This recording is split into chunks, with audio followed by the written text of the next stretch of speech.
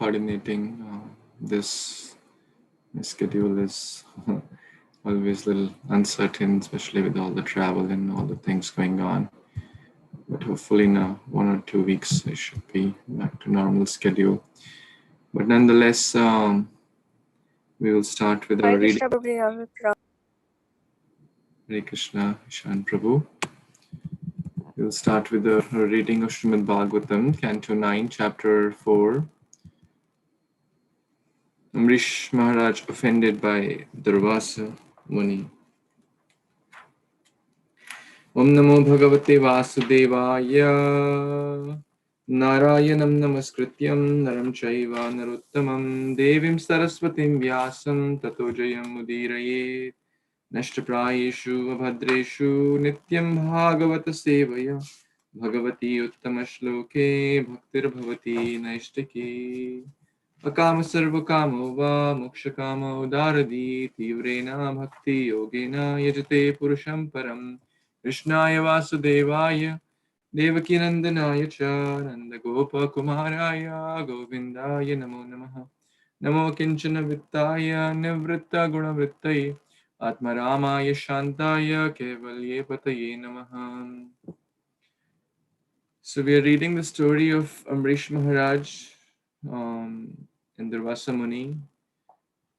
So when Durvâsâ Muni was trying to hurt Ambarîsha for a tiny, we would not even call a mistake, because it was not really a mistake, but Durvâsâ Muni felt so, and he created a fire demon, and then Lord Vishnu's chakra, Sudarshan chakra, came to protect, and then finally Durvâsâ Muni was trying to run for help, goes to Brahmaloka, no solution, goes to Shivaloka, no solution, goes to Vaikuntha-loka. And I think that's the section you all read yesterday, that he goes to Vaikuntha-loka from the text number 67. That the Lord is servant of his devotee, and he's giving so many nice verses that devotees are everything. So let's talk about this verse today, text number 68. And Nandini Mataji shared with me yesterday, and I was at Deelan Temple, and to purify myself, they gave me this service to speak Bhagavatam, and I was thinking, which verse? And then the message came from Nandini Mataji that this is a very important verse. So I said, okay, let's pick this verse. So I was very blessed to hear about it and share about it. So let's read this important verse. Sadhavo hridayam mayam sadhunam hridayam tavaham mad anyate na jananti naham tebhyo managapi. Translation and purport by His Divine Grace, A.C. Bhaktivedanta Swami Prabhupada, Srila Prabhupada Ki Jai. The pure devotee is always within the core of my heart, and I am always in the heart of the pure devotee. My devotees do not know anything else but me, and I do not know anything else but them. Since Durvâsâ Muni wanted to chastise Mahārāja Ambarîsha, it is to be understood that he wanted to give pain to the heart of the Supreme Personality of Godhead. But the Lord says, Sadhavo hridayam mayam, the pure devotee is always within the core of my heart. The Lord's feelings are like those of a father who feels pain when the child is in pain. Therefore, offenses at the lotus feet of a devotee are very serious. Chaitanya Mahaprabhu has very strongly recommended that one not commit any offense at the lotus feet of such a devotee. Such offenses are compared to a mad elephant because when a mad elephant enters a garden, it causes devastation. Therefore, one should be extremely careful not to commit any offenses at the lotus feet of a pure devotee. Actually, Mahārāja Ambarîsha was not at all at fault. Durvâsâ Muni unnecessarily wanted to chastise him on flimsy grounds. Mahārāja Ambarîsha wanted to complete the Ekadashi Parana is part of devotional service to please the Supreme Personality of Godhead, and therefore he drank a little water. But although Durvâsâ Muni was a great mystic Brahmana, he did not know what is what.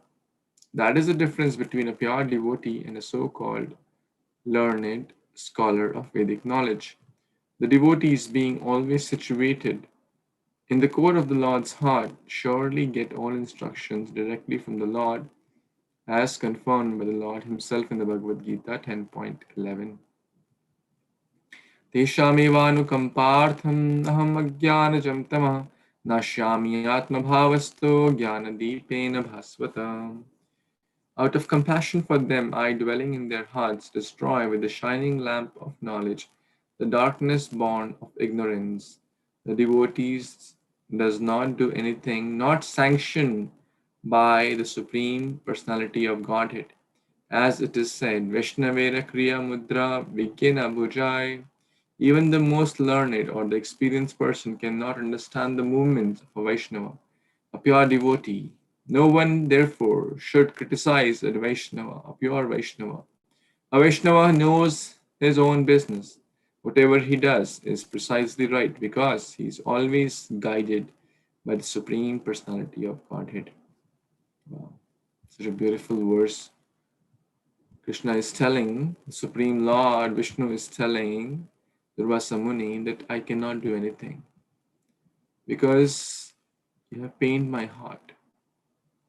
Sadhavo hridayam mayam, because sadhus, devotees live in my heart. Sadhunam hridayam tavaham, and I live in their heart. Right? Because why? Because they think nothing but me, and I think nothing but them. Generally, which is something very dear to our heart, we keep it, or something very special, we keep it. Like in sometimes you may have seen this in somewhere, a wealthy person carrying a briefcase filled with $100 or notes of $100 or thousands of dollars, whatever. We'll keep it like this, like keep it very, very tight so no one can steal. So Krishna keeps, you may have seen this picture, Nrsimhadev keeps Prahlad, embraces Prahlad, keeps him very close to him. Why? Because he loves his devotee. Vaishnav are the pran and dhan of Krishna. Govind, Tomara Hridik Govind Sada Vishram. Rotandas Thakur also mentions this. Rotandas Thakur also mentions that Haristhani aparadha harinamatar, Tomasthani aparadha na paibeyar. If someone commits an offense to Harinam or Krishna, then the Harinam will deliver. But Tomasthani, unto offense to a devotee, na paibeyar. There is no hope, there is no salvation, there is no scope for such a person who commits offense at the lotus feet of a Vaishnava. So one should always be guided. A pure devotee is always guided by or acting under the sanction of the Lord. That means he's not acting whimsically. And that's what we learned in the example of Ambarîsha Mahârâja as well. He was not acting whimsically.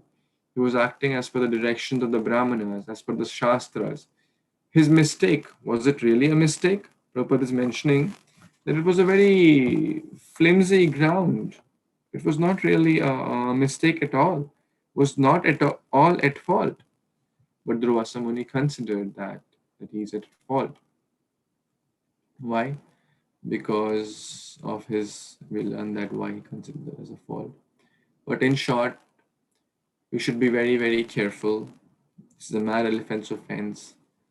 That a mad elephant can ruin the garden. His Holiness Radhanath Maharaj was mentioning that the garden of bhakti takes a lot of time to grow. Right? The flowers of wonderful qualities don't come in overnight. One has to carefully be garden that, put the manures, put the manure of Vaishnav etiquette, put the waters of Shravanadi Jal, sincere chanting, reading, hearing, etc. Then the nice Vaishnava qualities will come. Then the Krishna prema will eventually come. The seed will fructify eventually. But what if a mad elephant comes in the garden which has been taken care by many, many years of strong attention and sincerity. In one moment, the mad elephants will trample over all the flowers and will just ruin the garden. So one could be a devotee for 10, 20, 30, 40 years, but still one is not kind of, still one has to be very careful, no matter who we are. Chaitanya Mahaprabhu's mother, we read this in the Mahaprakash Leela, and then everyone asked, give her the Krishna Prem, give her the blessings. He said, Lord said no, because she has an offense to Advaita Acharya. She had to go to the content. Long story. Same with the offense done by Samba and Pradyumna, etc., who tried to mock with the senior sadhus like Parvat Muni, Narad Muni, or tell great sages you know past, present, and future what's in the womb of this lady. Samba was dressed as a lady, a pregnant lady. They say you're trying to have fun and then trying to mock. This will be the cause of destruction. Well, it's a transcendental pastime, but the point is that we should not criticize Vaishnavas. It's the first namaprad. One, to blaspheme the devotees and dedicate their lives for propagating the holy names of the Lord. So in short, one should be very, very, very, very, very, very careful to chant the holy names and not commit offense against the Vaishnavas. Bhakti is simple for simple. So, Niraprad Loy, Krishna Nam. So, any other comments anyone has on this wonderful verse?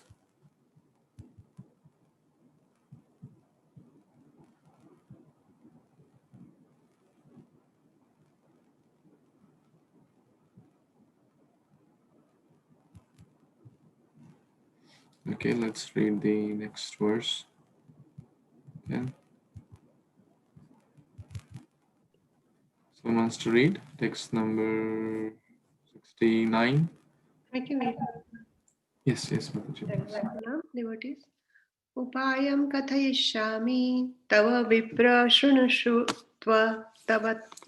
shrunushva tat ayam yatma bhi ahayam hayatma bicharaste yatastam yahi ma chiram sadhushu prahitam teja prahartu kurute shivam. Translation and purport by His Divine Grace A.C. Bhaktivedanta Swami Prabhupada, Srila Prabhupada ki Jai. O Brahmana, let me now advise you for your own protection. Please hear from me. By offending Mahârâja Ambarîsha, you have acted with self-envy. Therefore, you should go to him immediately without a moment's delay. One's so-called prowess, when employed against the devotee, certainly harms he who employs it. Thus, it is the subject, not the object, who is harmed. Purport. A Vaishnava is always an object of envy for non-devotees, even when the non-devotee happens to be his father. To give a practical example, Hiranyakashipu was envious of Prahlad Mahârâja, but this envy of the devotee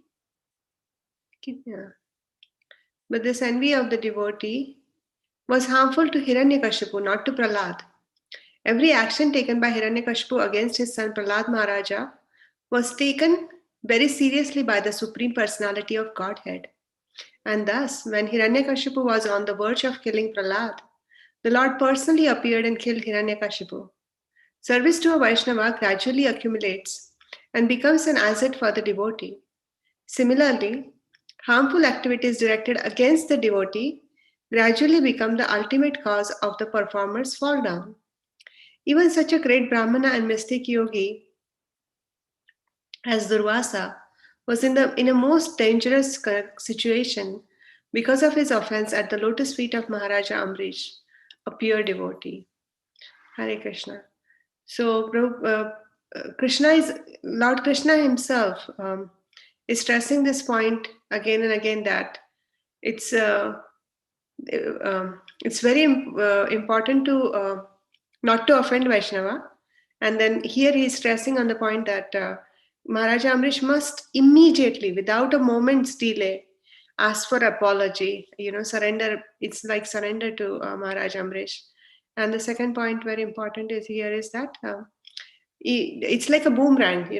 Some non-devotee may try to hurt a devotee, but it's like boomerang, and it's going to come back and hurt that non-devotee person, because Lord's protection is there, and a devotee, pure devotee like Amrish Maharaj, will never commit a mistake. I mean, that's why they are called pure devotees. Back to you, Prabhu. Hare Krishna. Please add. Thank you so much, Mataji. So Krishna is now sharing that although the offense you have done is very, very great, but still, if you take sincere shelter of Durvâsâ, of Ambarîsha Maharaj, then this is the solution, that for your own protection, acted out of envy, matsara.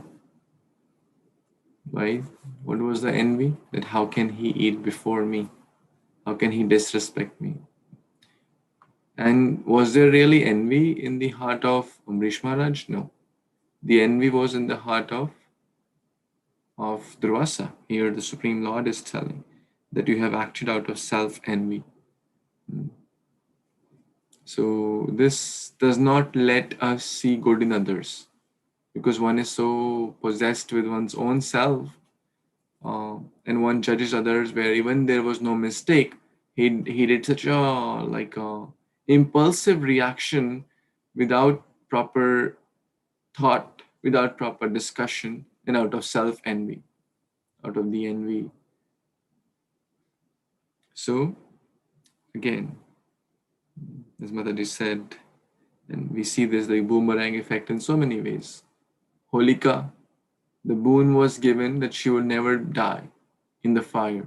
But when that same energy, very, very apt example here, when the same energy or one's so-called prowess employed against the devotee certainly harms he who employs it. So she had the powers, but the powers are not meant to harm others. The powers are meant to help others, especially devotees.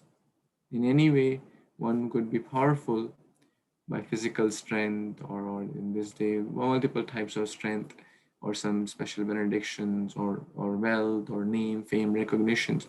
All those energies of the Supreme Lord are there to help devotees, not to harm them. Ravana also, classic example.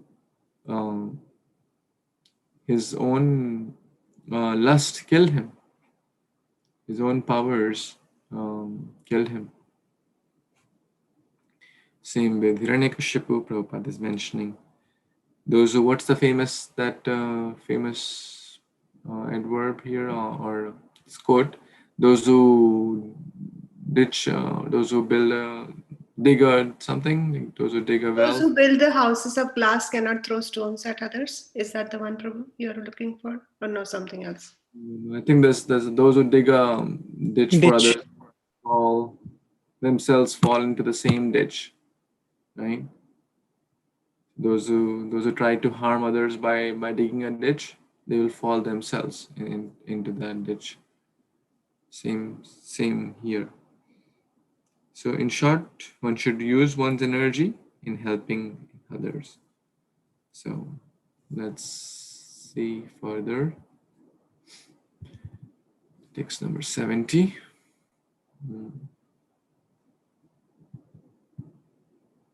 Yes, Raghu Prabhu, you want to read?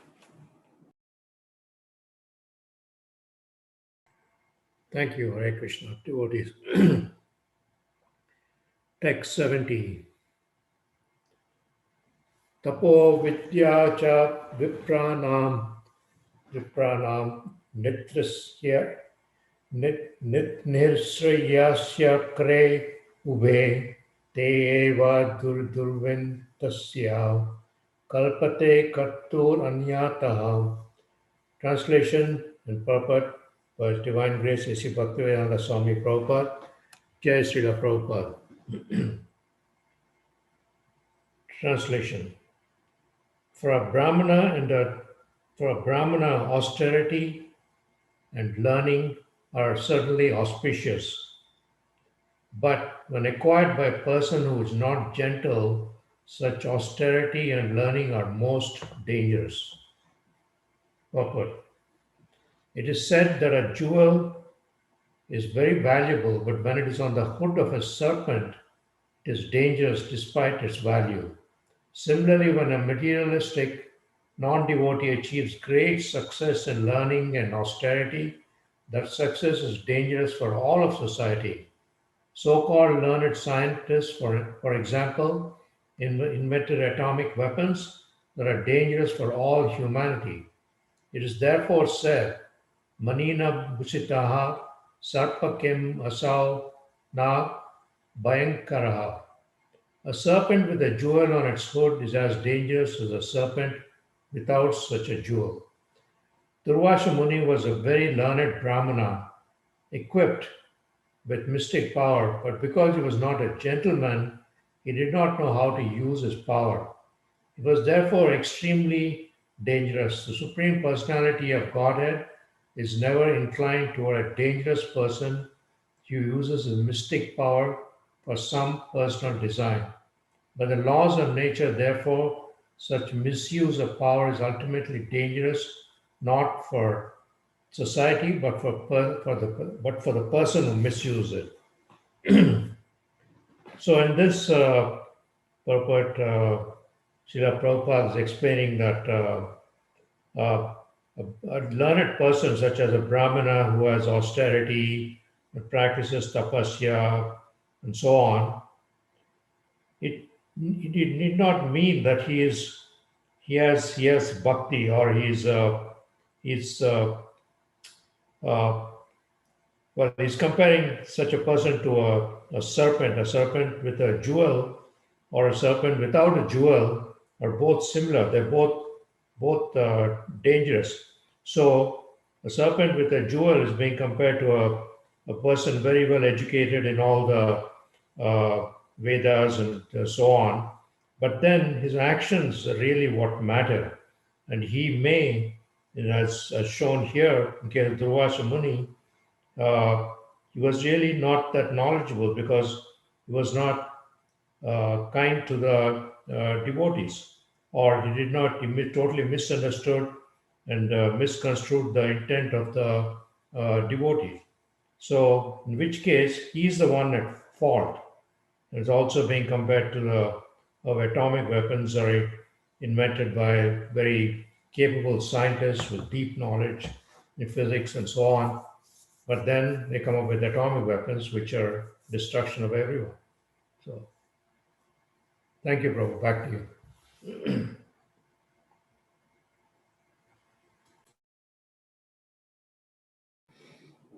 Thank you so much, Prabhuji.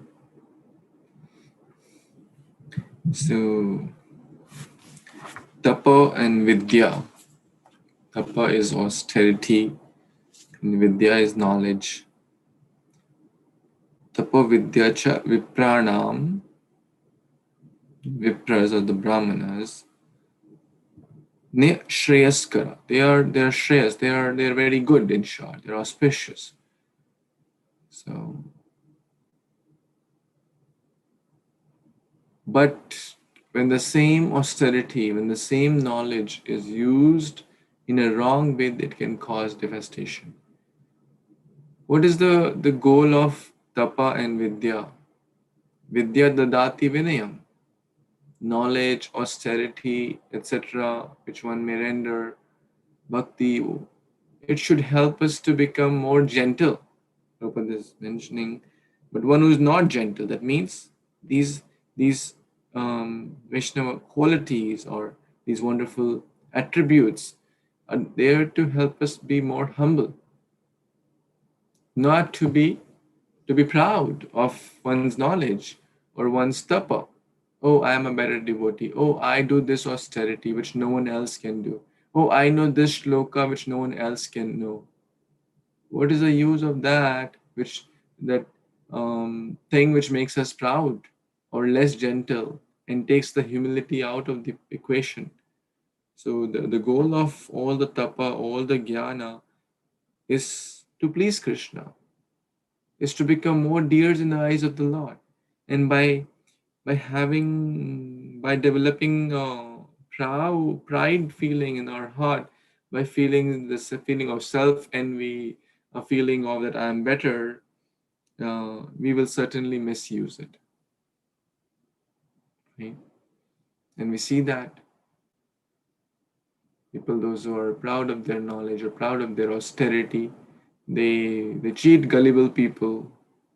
They may mislead other people. Like Hitler is a classic example, which can be said. He had the power, right? Power in the hands of misguided people. Guided missiles, misguided people can lead to uh,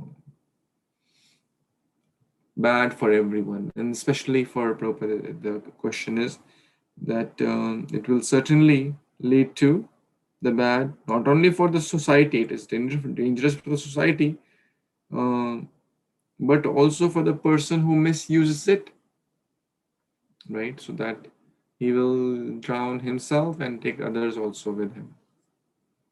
So, in short, we may also have whatever power in our own ambit, the power to speak, or any way, any power, name, fame, recognition, wealth. So it should be used not to exploit anyone, not to hurt anyone, but only to help others with a sense of humility.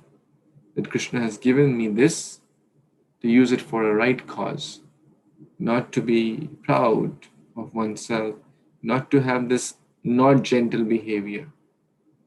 Otherwise, we will end up misusing it or not, and which will take us away from Krishna consciousness.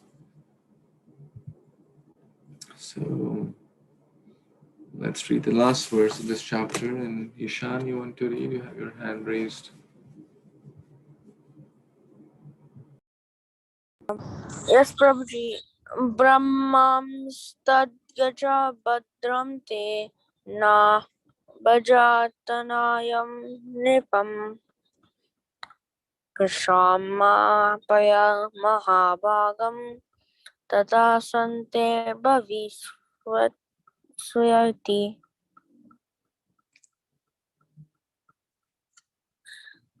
O best of the Brahmanas, you should therefore go immediately to King Ambarîsha, the son of Mahârâja Nabaja. I wish you all good fortune. If you can satisfy Mahârâja Ambarîsha, then there will be peace for you. In this regard, Madhva Muni quotes from the Garuda Purana. Hare Krishna, Prabhuji, back to you.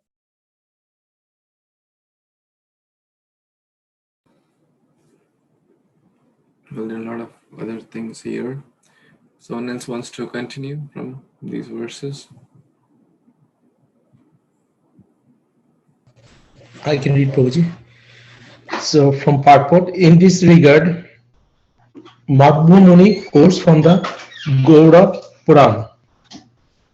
Brahmadi bhakti koti amshat amsho noibham varishake noibham an asya chakrasyapi tathapi hari ishvara tatkaliko pachat etat tesham jasasya adirat brahmodayascha tat kritim bhayan jayam asur uttamam moha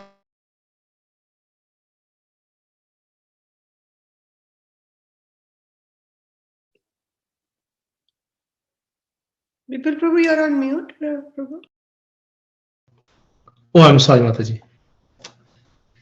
Mohancho datyanam brahmade nindayavacho अन्नार्थं च सव्यं विष्णुर् ब्रह्ममायदाश्च न्यशिषा मनुष्येषु मां तवच च तेषां भक्ति आदिभिः गुणा ब्रह्मदेव विष्णु अधिनाथभा ज्ञानापन्नाय च केवलं दुर्वासश्च स्वयं रुद्रस् तथापि अन्यं युक्तवान् तस्यापि अनुग्रहार्थं दर्पनाशार्थम् एव च. The lesson to be derived from this narration concerning Mahârâja Ambarîsha. Sorry, let me one second.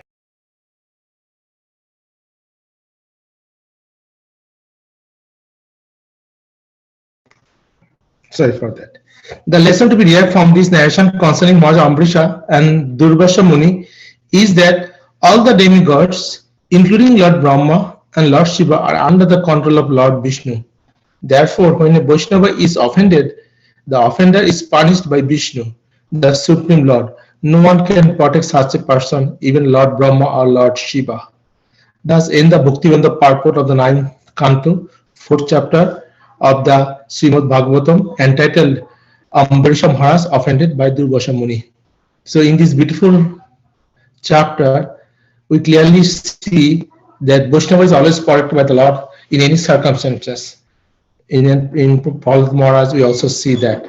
So when an offense is done, knowingly or unknowingly to Vaishnava, you have to beg pardon to the Vaishnava himself and please him, so that Lord will be pleased and we will be punished. Otherwise, even the great person like Lord Brahma or Lord Shiva cannot protect us. Back to Prabhuji, Hare Krishna.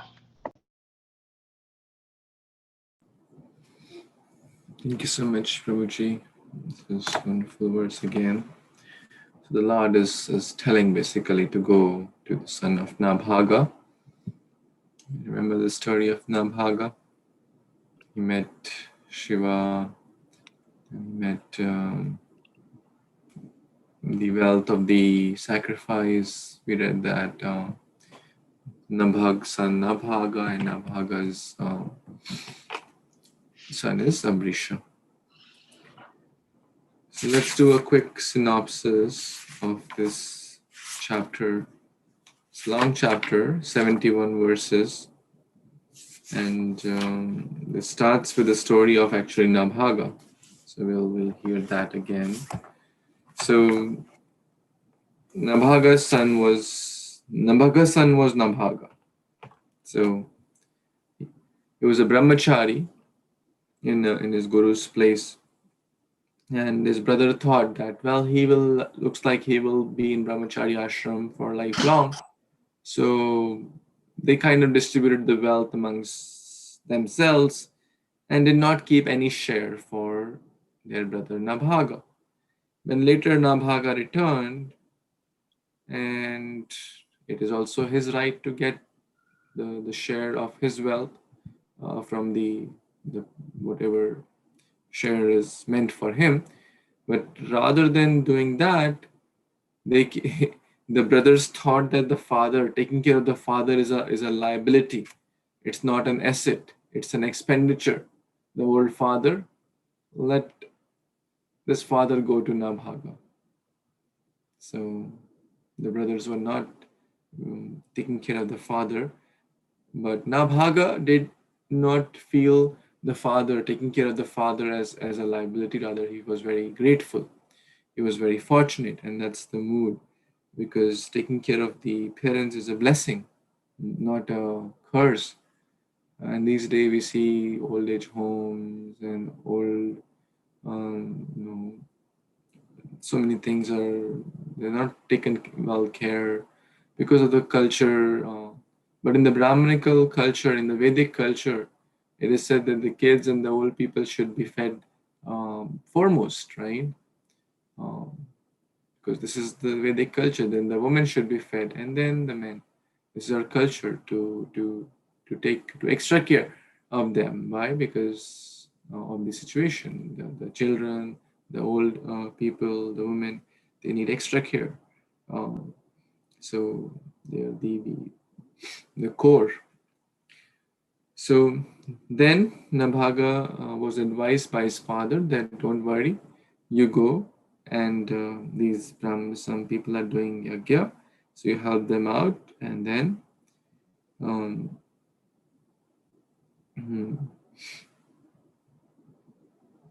then they will give you this share. They will give you the money that they have received in the sacrifice. So Nabhaga went upon father's request. There he found a black person who claimed that, "Oh, no, this is my wealth. Sorry, you can't take it." And then Nabhaga had a conversation with him. Did the sages give it to me? This personality said, "No. Upon this is my right. All this belongs to me." So he said, "Okay, let's go to your father and settle out this thing." So they went out, and then the father also was a very noble person. He said, "It is not Shiva's right." And he realized that it's not none other than Lord Shiva. So he said, "Okay, it's your right. You take this wealth with you. It's fine." Well, Shiva Ji is living in Kailash. He doesn't need that, but he was just testing.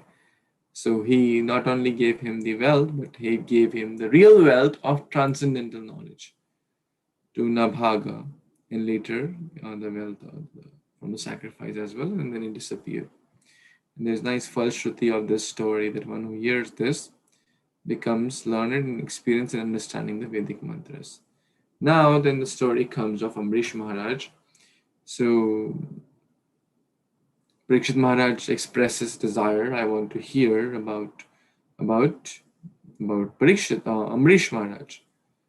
That because Nabhaga's son was Ambarîsha, and the curse of Brahmana could not touch him. Just in very brief, first Shukdev Goswami told this. But now Parikshit Maharaj is very inquisitive. Who was Ambarîsha? Why the curse of Brahmana could not touch him and all that? So then Ambarîsha Maharaj's opulence is shared, his qualities are shared, and how he ruled the kingdom. And then text 18 to 20, very, very important. We discuss in great detail. Savai mana Kṛṣṇa pada aravindayo vachamsi vaikuntha gunanuvarni. Engaging his mind in Krishna's lotus feet, his speech in speaking about the Lord, ears in hearing about the Lord, hands in mandir marjana, legs to go to the temple and the holy places, the nose to smell the tulasi, the prasadam through his mouth, the words of Krishna's name through his mouth, then using the body and embracing the body of the devotees, bowing down, Shiro Rishikesha Padabi Vandane, bowing down to the devotees, to the Supreme Lord, etc. Basically using everything in the service of the Supreme Lord. This is the Ambarîsha Maharaj ideal rule. And then only such a person can rule in an ideal way, one who is a devotee of Krishna, one who is not ruled by one's wicked mind and senses, rather one who is ruled by Brahmanas, one who is ruled by Krishna's direction. And then Ambarîsha Maharaj was doing this yagya for the welfare of the children. And children means he considered every member of his praja as his kingdom, as his children. Very, very rare. But to consider every citizen as his own child.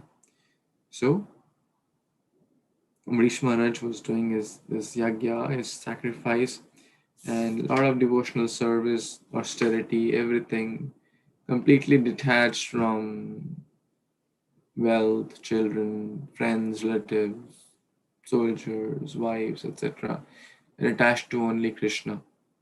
So Ambarîsha Maharaj was doing this Ekadashi and Dwadashi Vrata in Madhuvan, which is close to in the Vraj Bhumi, in the month of Kartik actually. This word Vrat was about to come to an end, and then he for doing the Paran means to break the fast.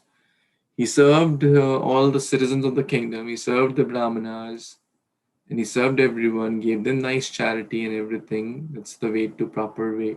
He was not saying, "Oh, the Paran time has started. Let me just take it very fast before."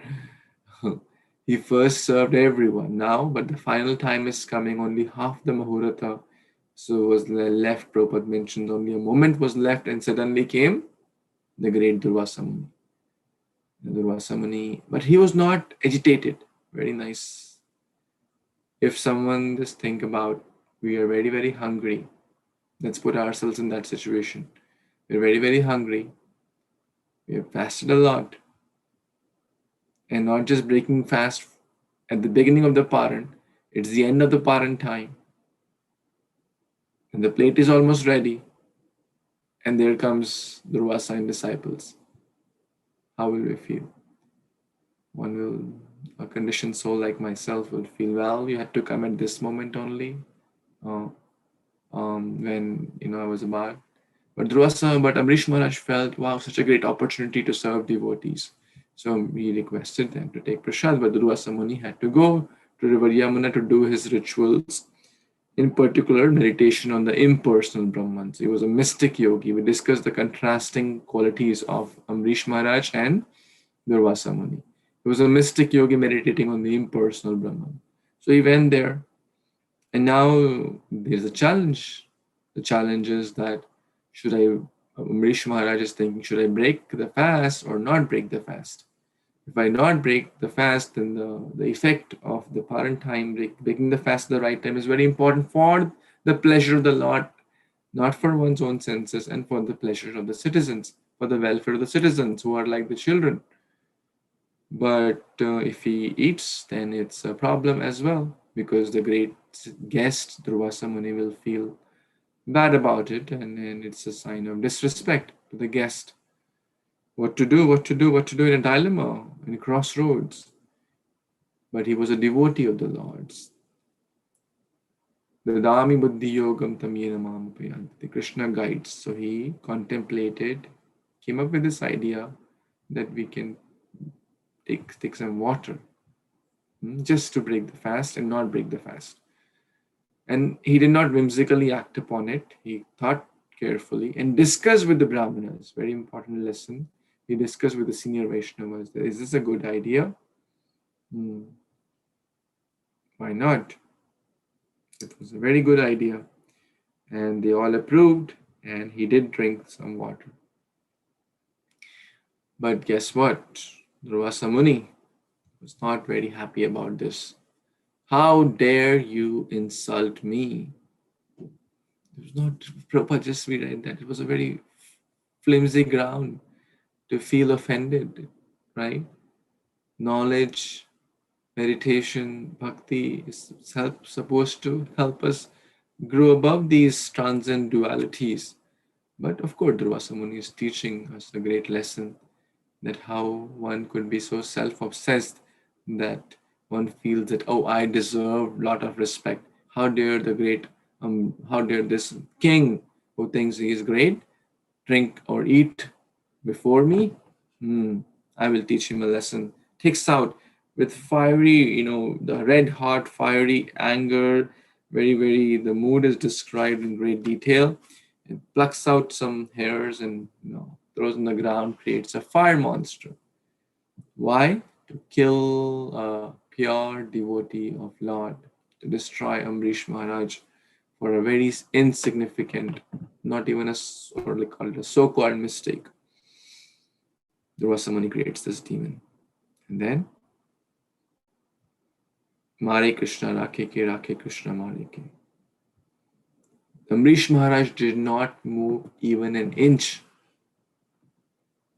Ambarîsha Maharaj did not even call, Kṛṣṇa, help me, please protect me, I'm suffering, this little demon will kill. No.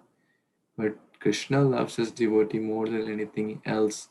Na me bhakta pranashyati. So he came, he sent his Sudarshan Chakra, Sudarshana Mahajwala, Koti Surya Samaprabha. What can a tiny fire monster do in front of the great Sudarshana? Millions of suns put together cannot match the brilliance of the Sudarshan Chakra, the fire of the Sudarshan Chakra. So Sudarshan Chakra burned the fire demon to ashes. And then, not only that, the Sudarshan Chakra started to chase Durvâsâ. Now, Durvâsâ is a great runner. He started to run in different directions, trying to figure it out. And again, an interesting contrasting quality here. When there was a challenge to Ambarîsha Maharaj, he consulted Vaishnavas. When Durvâsâ Muni acted, he did not consult, should I punish Amrish on this thing? He has eaten before his guest. What do the saintly people say? He did not do so. He acted whimsically. He acted out of impulsive behavior. Fiery red. Durvâsâ Muni was fiery red. Amrish Maharaj was very calm and composed. Again, we see the contrast here. Durvâsâ Muni trying to figure out the solution on his own, trying to run in different directions, oceans, mountains, valleys, everywhere. Even in the ocean, the heat of Sudarshan Chakra is chasing Durvâsâ Muni. Because Krishna, no one can escape. Mare Krishna rakhe ke rakhe Krishna mare ke. If Sudarshan Chakra is chasing, where can you run? So he said, okay, let me go to Brahmaloka. Brahmaji said, well, if Krishna moves his eyebrows, we're all gone. What to speak of, he sent this person Sudarshan Chakra. You think I can save you? You think Shiva can save you? Indra, Chandra, Varuna, we all put together cannot save you. So, but he nonetheless goes to Lord Shiva. Lord Shiva, Shankar, please help me. Look at this demon. Look at this Sudarshan Chakra trying to burn me. Please help me out. No help there either. Shivji tells, we are all servants of the Supreme Lord. In short, you go and go to Vaikuntha. So he will bestow good fortune upon you. So he does go to Vaikuntha, and over there he asks, please protect me from these reactions. I'm getting burned. So then finally, Lord Vishnu glorifies devotees and advises Durvâsâ Muni in the last, from 63 verse onwards. These are very, very important verses, that how the Lord loves his devotee. We read one of them today, but there are so many verses like text 63. Aham bhakta paradhina. I am subordinate to my devotee. I'm not the master of my devotees. The devotee, I like to be a servant of my devotees. I love those more who consider, we have read this, me as their servant rather than me as their master. He likes that rasa more. And I'm not independent. We all think Krishna is independent, but no, Krishna is dependent. When devotee ties Krishna, Krishna cannot move. Mata Yashoda's love, tied by love. When gopis make Krishna dance, oh, you dance, we'll give you a buttermilk. Krishna has to dance. He's not independent. When Bilva Mangal Thakur said, hey, you do a lot of stealing, I will tie you in my heart. You cannot. You can break Yamapasha. You can break Bhavapasha. You can break all kinds of pasha, but you cannot break the pasha of my love. And I'll tie you in the Karagrihe Madhridaya.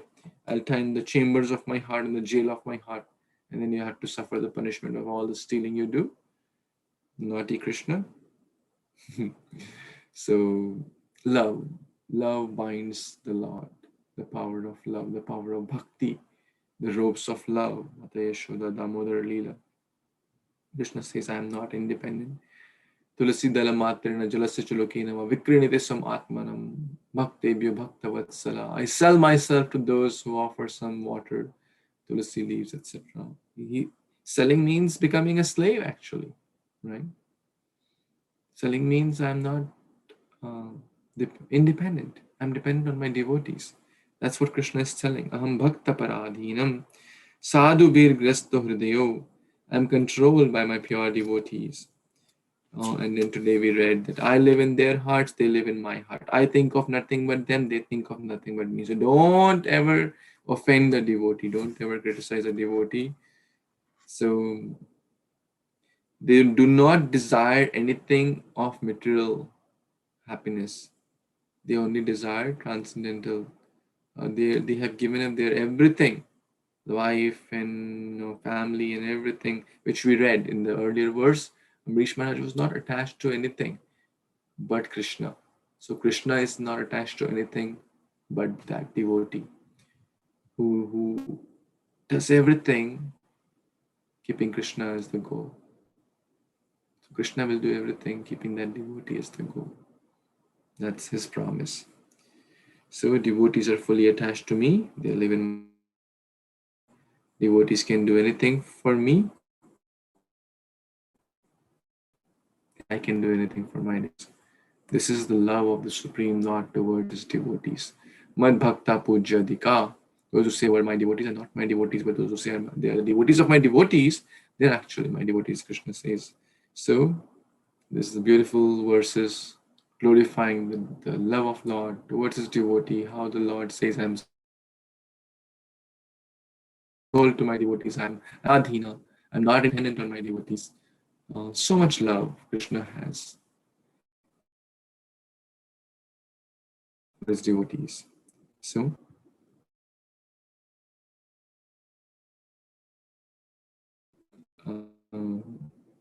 why? Mm,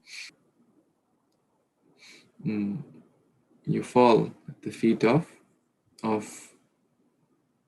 Ambarîsha Maharaj. Actually, in this nice conversation is there actually in this Bhagavad Subodhani. Like I'll just read this quick. So the Lord told Durvâsâ that my devotees are in my heart, and by trying to afflict my devotee Ambarîsha, you have afflicted my heart, you have pained my heart.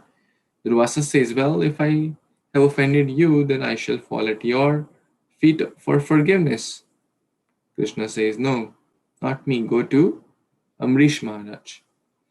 I am in my devotee's heart. So it's interesting. They are in my heart and I am in their heart. So if you want to really beg forgiveness from me, then you need to beg forgiveness from my devotee. When his heart is pleased, I will be pleased. If he forgives you, I'll forgive you. This chakra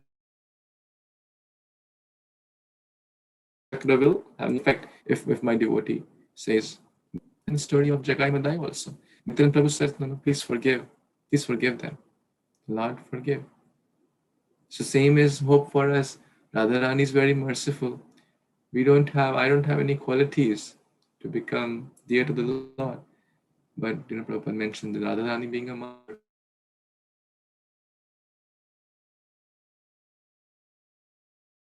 says, oh no, please give your mercy to this. Krishna is handpicked.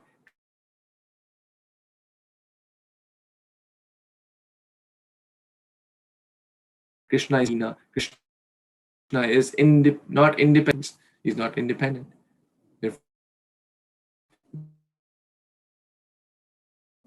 We go back home, back to God on my own strength, my abilities, my bhakti, my chanting, my reading, my hearing, my preaching, all this is not the criteria. The criteria is the mercy of Yasya Prasadat Bhagavat Prasado. If Krishna is pleased, if we please the devotees, Guru, then Krishna will naturally be pleased. So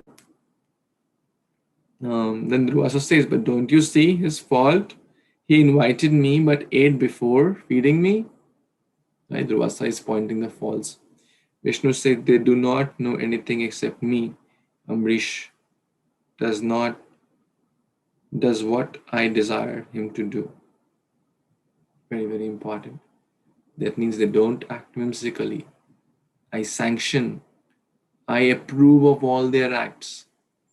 They are not ordinary souls who act by their own whims and fantasies. I personally orchestrate the plan via their medium. It's very, very important.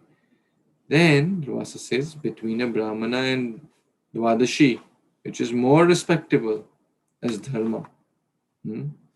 Is Dvadashi more important or a Brahmana more important?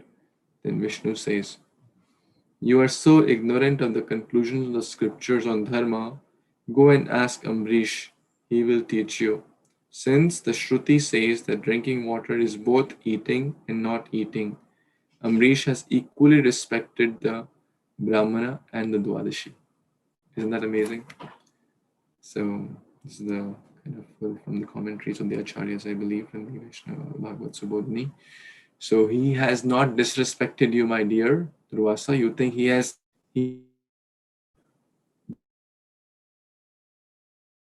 is problem gone? Fire monster gone? What was doing at that point? We will see that in the next chapter. It's not that he was having a nice feast. Okay, there was some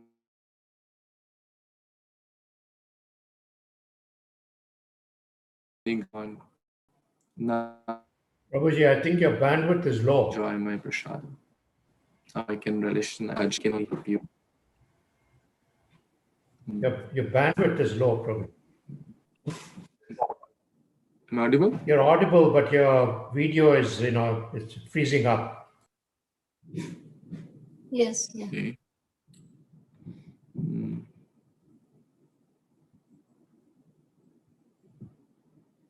Is it better now? Is it okay? Yes. Yeah, just turn off the video. So yeah, basically we're in the last few verses. He said, go and take shelter of Ambarîsha Mahārâja, because Vaishnava are my life and soul. If he forgives you, I'll naturally forgive you. And that was the formula told to atone for his mistake, his Vaishnava prad. Austerity and knowledge and tapa are not to show one's greatness, but rather to develop humility. Power in the hands of wrong people can lead to devastation, not only for society, but for that person. The boomerang effect we read today. Let's discuss the story of Holika also. So in short, go to Ambarîsha, beg for forgiveness, and satisfy him. And I wish you all good luck, all the best. So that's how this chapter ends. So any comments, any questions, additions here in this? Yes, Nandini Mataji, please. Hare Krishna. Bro, 3 points I really liked are very nicely summarized by you. Thank you. One is a snake, Prabhupada writes in the purport, a snake may be very angry and ready to bite, but snake is helpless when there is fire forest. A snake is burnt, right? So similarly, enemy of a devotee may be very strong. He is compared to angry serpent before the fire of devotional service. I thought that was very nicely said. And I was amazed at the Falashruti of Nabaga story. It seems to be only first 12 texts.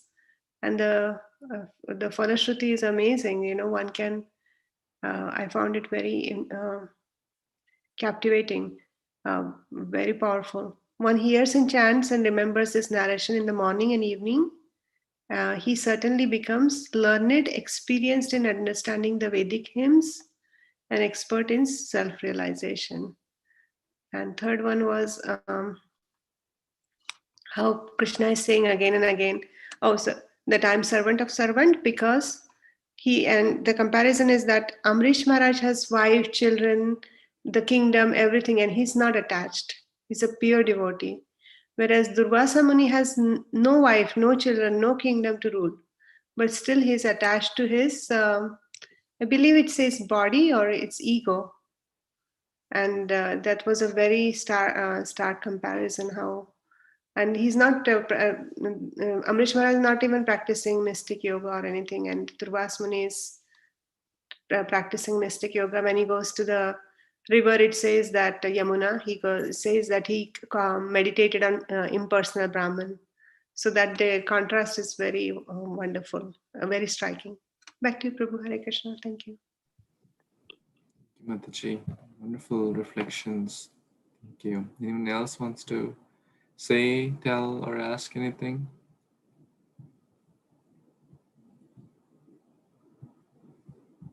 So, Prabhuji, Krishna.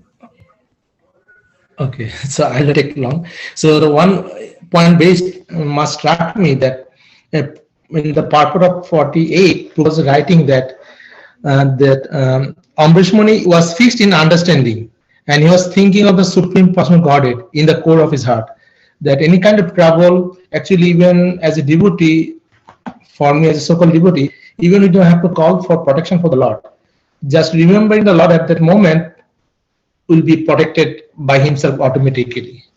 So that struck me most. Thank you, Prabhuji. Thank you. Thank you so much. It's wonderful. Anyone else? Let's just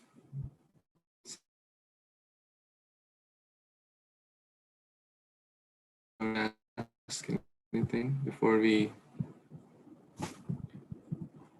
So the power of bhakti yoga over mystic yoga, power of loving devotional service over the complex processes of impersonal meditation. So the choice is simple.